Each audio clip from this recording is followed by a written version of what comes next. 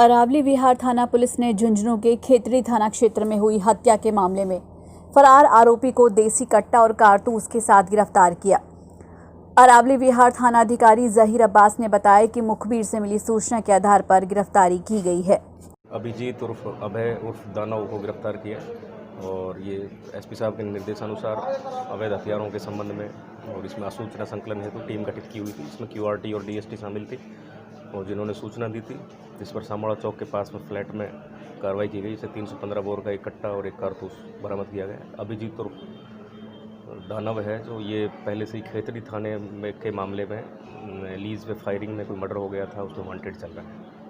तो गिरफ्तार कर लिया सर? हाँ, जिसको गिरफ्तार किया गया। 1 दिन का पीसी रिमांड लिया गया और भी अगर कहीं संलिप्तता पाई जाती है तो फिर कार्रवाई करेंगे। अलवर मुंशीबाग बालिका उच्च माध्यमिक विद्यालय में आज वृक्षारोपण कार्यक्रम आयोजित किया गया, जिसमें पुलिस अधीक्षक तेजस्विनी गौतम भी हिस्सा लेने पहुंची।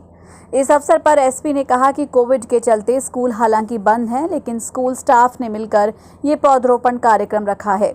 इसमें पुलिस को भी आमंत्रित किया गया है।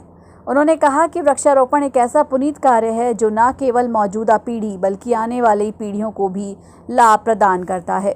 राजकीय उच्च विद्यालय के द्वारा हमें पुलिस विभाग को इनवाइट किया गया था। ये लोग अभी बारिश के टाइम में पौधारोपण का कार्यक्रम इन्होंने रखा है। स्कूल हालांकि बंद है कोविड को देखते हुए, तो इसीलिए टीचर्स और प्रिंसिपल मैम ने मिलकर ये एक छोटा सा पौधारोपण का कार्यक्रम रखा था। इसमें आज पौधे लगाए गए हैं। बारिश का मौसम है, इसलिए पौधों के जमने की जो वो गारंटी है वो पक्की है। तो वृक्षारोपण और पौधरोपण से ये एक ऐसी चीज़ है जो एक इनहेरिट करके मिलेगी हमें, हमारे आने वाली पीढ़ियों को भी। अलवर में बहुत ही शानदार बारिश हो रही है, तो मैं आपके माध्यम से सभी अलवर वासियों को ये निवेदन करना चाहूँगी कि सभी अपनी अपनी गली में साफ़ सफाई रखें और एक एक पौधा ज़रूर लगाएं। पूरे देश में हुए स्वच्छता सर्वेक्षण में इस बार अलवर 155वें नंबर पर आया है। इसके लिए नगर परिषद प्रशासन ने सभी नागरिकों का आभार व्यक्त करते हुए इसे सम्मिलित प्रयासों का परिणाम बताया है। आयुक्त सोहनलाल नरूका ने कहा कि सम्मिलित प्रयासों की बदौलत ही आज स्वच्छता सर्वेक्षण में अलवर को 155वां नंबर मिला है, जबकि पहले अलवर 186वें नंबर पर था। उन्होंने कहा कि जिन बिंदुओं पर रैक का फैसला किया जाता है उनमें सफाई व्यवस्था और कचरे के डिस्पोजेबल का काम प्रमुखता से देखा जाता है। साफ सफाई को लेकर जी, सबसे पहले तो मैं अलवर वासियों को बधाई देना चाहूँगा कि स्वच्छता सर्वेक्षण में अलवर की रैंक 2019 से सुधर के 155 रह गई है। पहले 186 थी, तो सुधर के 155 रह गई है। इसके लिए मैं सभी अलवर वासियों को बधाई देना चाहूँगा कि उनके सम्मिलित प्रयासों से हमारी रैंक में सुधार हुआ है। इस स्वच्छता सर्वेक्षण के बहुत सारे पैरामीटर्स हैं, जिनमें शहर की साफ़ सफाई, कचरे का डिस्पोजल और कचरे का नियमित उठान, ये सब चीज़ें इसमें शामिल होती हैं। और इसके अलावा जो अपना स्वच्छता ऐप है उसके माध्यम से लोगों ने रैंकिंग दी है, लोगों ने सर्वे में भाग लिया है। तो मैं सभी अलवासियों को धन्यवाद देना चाहूँगा। लगभग 7900 के आसपास लोगों ने स्वच्छता ऐप को डाउनलोड किया हुआ है और उस पर अपना रेगुलर कमेंट भी करते हैं। मैं सभी अलवासियों से निवेदन करूँगा कि अधिक से अधिक संख्या में स्वच्छता ऐप को डाउनलोड करें। अलवर सदर थाना अंतर्गत रेलवे गुमटी का बास में रेलवे पुलिया के पास एक युवक की अज्ञात ट्रेन की चपेट में आने से मौत हो गई। ये सूचना रात करीब 12 बजे रेलवे वालों ने सदर थाने में ड्यूटी ऑफिसर बनवारी लाल को दी, जो तुरंत मौके पर पहुंचे और शव को रात को ही अलवर हॉस्पिटल की मॉर्चुरी में रखवा दिया। पुलिस ने बताया कि उसके घर वालों के अनुसार युवक मानसिक रूप से कुछ परेशान था और कल उसकी आखिरी बातचीत फोन पर अपनी बहन से हुई थी। रात 10 बजे खाना खाकर घर से निकला था, जिसके बाद वो नहीं लौटा और उसका शव रेलवे लाइन पर पड़ा मिला। मृतक युवक का नाम गोवर्धन सिंह राजपूत, उम्र 32 वर्ष है। पुलिस के मुताबिक मृतक युवक सालपुर गांव का रहने वाला था और दिमाग से कुछ परेशान था। आज दिनांक 21/8/2020 को डीओ के ड्यूटी पर तैनात था। सदर थाने से हूँ। आज रात्रि को डीओ बनवारी लाल जी एसआई साहब थे, जिनको जरिए रेलवे से सूचना मिली कि एक अज्ञात कारणों से किसी की डेड बॉडी कट गई है, जिस पर डीओ बनवारी लाल जी मौके पर रात्रि को करीब 12 बजे वहाँ पहुँचे। कौन सी जगह कटी थी? ये है गुमटी है ना, गुमटी का बास पुलिया के पास में। वहाँ से लाकर उन्होंने डेड बॉडी को मोर्चरी में रखवा दिया जीएच अलवर में, और सुबह आज उसका पोस्टमार्टम कराया जाए। उसके परिजन मौजूद हैं, वो परिजन बता रहे हैं कि वो दिमाग से थोड़ा डिस्टर्ब था और लास्ट कॉल उसकी बहन जयपुर में रहती है, उससे लास्ट कॉल में बातचीत हुई थी। अपनी बहन से बात कर रहा था, घर पे सो रहा था 10-1 बजे और खड़ा होकर चला गया। घर पर कोई ऐसा था नहीं। उसके भाई है जो बाहर, इसका खुद का नाम गोवर्धन सिंह सन ऑफ गोविंद सिंह, जाति राजपूत, 32 साल, निवासी सालपुर का रहने वाला है। इसका भाई कहीं बाहर नौकरी करता है। पिताजी की मृत्यु हो चुकी है। इसके 3 बच्चे हैं जो घर पर मौजूद हैं। क्या नाम है आपका? मेरा नाम दलवीर खां, एसआई सदर थाने से हूँ।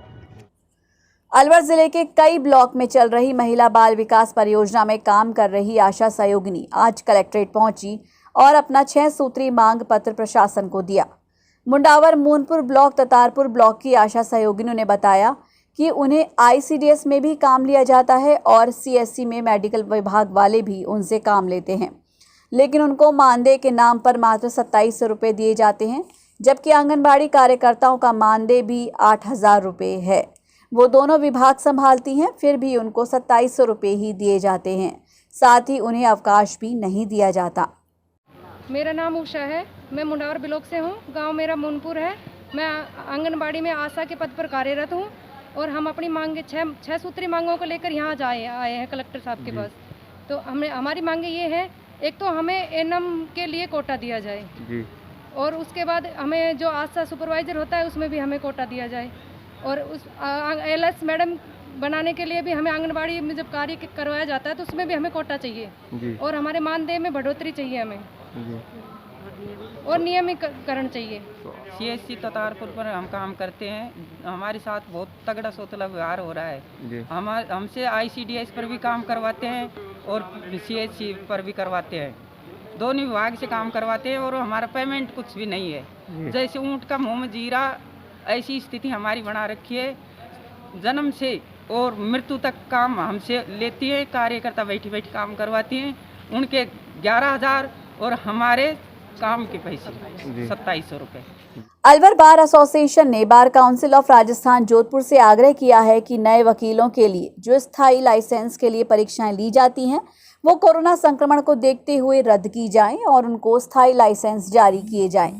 जिला बार एसोसिएशन के अध्यक्ष उदय सिंह ने कहा कि कोरोना को देखते हुए सरकार ने तमाम परीक्षाएं रद्द कर दी और उनको प्रमोट करते हुए अगली क्लासेस में एडमिशन दे दिया।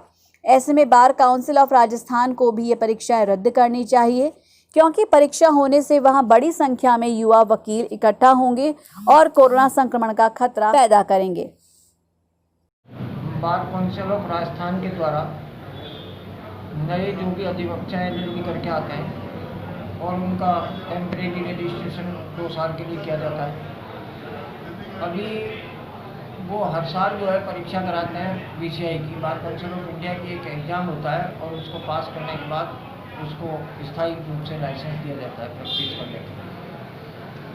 बार काउंसिल ऑफ राजस्थान मेरा ये निवेदन करना है कि नए अधिवक्ता जो भी एलएलबी करके आते हैं और जिनका registration bar council of Rajasthan के द्वारा कर लिया जाता है, उन बच्चों को बहुत ही दिक्कत व परेशानी का सामना उठाना पड़ रहा है। इसके साथ ही कोरोना-19 जो चल रहा है, ये बहुत ही महामारी है जिससे आम आदमी परेशान है, आम जनता परेशान है। और ऐसी स्थिति में जब सरकार बोर्ड की परीक्षाओं को रद्द कर सकती है, एलएलबी की परीक्षाओं को रद्द कर सकती है और जिन्होंने परीक्षा नहीं दी है उन सबको पास करके प्रमाण पत्र जारी कर देती है, उसका रिजल्ट जारी कर देती है। तो ऐसी स्थिति में मेरा bar council of Rajasthan Jodhpur से ये निवेदन है उनके अध्यक्ष जी से, उनके सेक्रेटरी साहब से, कि वो इस परीक्षा को रद्द करके और उनका परिणाम जारी करें और जारी करने के बाद उनको स्थायी रूप से लाइसेंस प्रैक्टिस के लिए जारी करें। अक्टूबर 2017 में चयनित पंचायत सहायकों को अब तक नियुक्ति नहीं मिली है। इस मांग को लेकर पंचायत सहायक आज एक बार फिर जिला कलेक्टर से मिले और उनसे शीघ्र नियुक्ति देने की मांग की। पंचायत सहायकों ने बताया कि इस बारे में वो कई बार जिला कलेक्टर और जिला परिषद और ग्रामीण विकास अभिकरण के कार्यकारी अधिकारी से मिल चुके हैं, लेकिन उनकी कहीं भी सुनवाई नहीं है। पंचायत सहायकों के लिए चयनित मनोहर लाल शर्मा और रमाकांत शर्मा ने बताया कि वो काफ़ी समय से बेरोजगार हैं और उनका परिवार भी गरीब है। सरकार ने पंचायत सहायकों की योजना गरीबों के लिए शुरू की थी, लेकिन गरीबों को इससे कोई फायदा नहीं मिला। पंचायत सहायक नियुक्ति के संदर्भ में क्या चल रहा है उसमें सर 8 महीने से हमने कोई 10 बार एप्लीकेशन दे चुके हैं कलेक्टर साहब को और सीओ साहब से, और बार बार हमको 1-2 दिन का आश्वासन मिलता है, हमारा अब तक नियुक्ति नहीं हो पाई जी। तो क्या मांग है आपकी? हमको जल्दी से जल्दी नियुक्ति दी जाए। हम बेरोजगार हैं, हमारे पास खर्चा नहीं है, गरीब ऐसे हैं, अगर आमरण अनशन पर बैठेंगे हम सोमवार से यदि हमें नियुक्ति नहीं दी गई, हमारी प्रतिवेदन नहीं सुनेगी। सर क्या नाम है आपका? मनोहर लाल शर्मा है सर मेरा नाम। आज किस संदर्भ में आप कलेक्टर साहब को ज्ञापन देना पंचायत है? सहायक भर्ती जो हमने हमारा चयन हो चुका है 4/10/2017 में, अब तक हमको नियुक्ति नहीं मिल रही। हम 3 साल से परेशान हैं और अब हमारा कोर्ट से भी स्टे खारिज करवा दिया, अब तक हमको नियुक्ति नहीं दी जा रही है। हम बहुत ज़्यादा परेशान हैं और 16/12/2019 को ही हमारा स्टे समाप्त हो गया और हम चाह रहे हैं कि हमारी नियुक्ति दी जाए अति शीघ्र। बार बार निवेदन कर रहे हैं कलेक्टर साहब से, सीओ साहब से भी किया, डीओ साहब से भी किया, लेकिन हमारी कोई सुनवाई नहीं कर रहा है। हाई वोल्टेज के कारण अलवर जनरल हॉस्पिटल की कोरोना लैब की बिजली लाइनों में फॉल्ट आने और मशीनों के खराब होने से जो जांच बंद हुई थी वो वापस से शुरू हो गई। इसके लिए एनएचएम के इंजीनियर्स ने कल दोपहर लाइन की खराबी दुरुस्त की थी। इसके अलावा मशीनों के इंजीनियर्स भी बुलाए गए और मशीनों में आई खराबी को ठीक किया गया। लैब में खराबी के बाद 9 अगस्त से जांच बंद हुई थी, जो कल दोपहर बाद वापस शुरू कर दी गई है।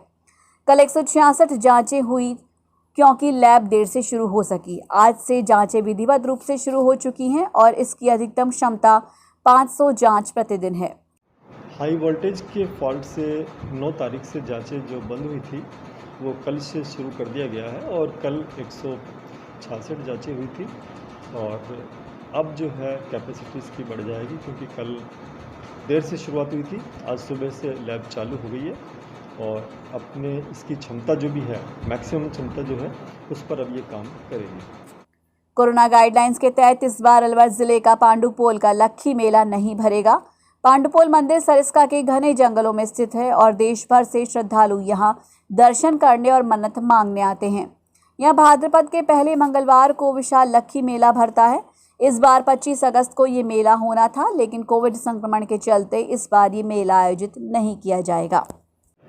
जैसा कि आपको बताया कि कोविड महामारी के कारण अभी सारे मंदिर और वो बंद हैं, इसलिए पांडुपोल में इस साल मेला नहीं भरेगा। इस बाबत जिला कलेक्टर महोदय ने ऑर्डर निकाले हैं। तो उस मेले में अभी सभी से यही गुजारिश कर रहे हैं कि मेला बंद है और किसी को पार्क प्रवेश उस दौरान नहीं दिया जाएगा।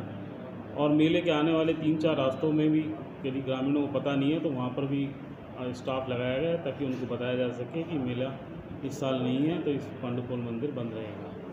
वहीं अलवर के पास कस्बा डेरा में प्राचीन चरणदास जी महाराज के मंदिर और आश्रम में चरणदास जी महाराज की आरती के साथ 318वां जन्मोत्सव मनाया गया। कोरोना महामारी के चलते इस बार मेला कमेटी की ओर से मेले का आयोजन नहीं किया गया, जबकि हर साल चरणदास जी के जन्मोत्सव पर मेले का आयोजन किया जाता है, जहां हजारों की संख्या में देश विदेश से श्रद्धालु पहुंचते हैं। लेकिन इस बार बिल्कुल साधारण तरीके से संत चरणदास जी महाराज का जन्मोत्सव मनाया गया, जहां आरती कर भोग लगाकर प्रसाद वितरित कर इस कार्यक्रम का समापन किया गया। वहीं इस बार कोरोना महामारी के चलते गणेश चतुर्थी का महापर्व भी लोग अपने घरों में ही मनाएंगे। ऐसे में गणेश जी की प्रतिमा बेचने वाले कुंभकार परिवार भी कोरोना महामारी के संकट का शिकार हो रहे हैं। हर साल बड़ी संख्या में गणेश जी की प्रतिमा बनाई जाती है, जिनका बाद में विसर्जन किया जाता है। कोरोना महामारी की वजह से आधा भी हमारा धंधा नहीं रहा। अच्छा। अब जो कस्टमर आ रहे हैं वो घर के लिए ही विसर्जन के लिए ले जा रहे हैं।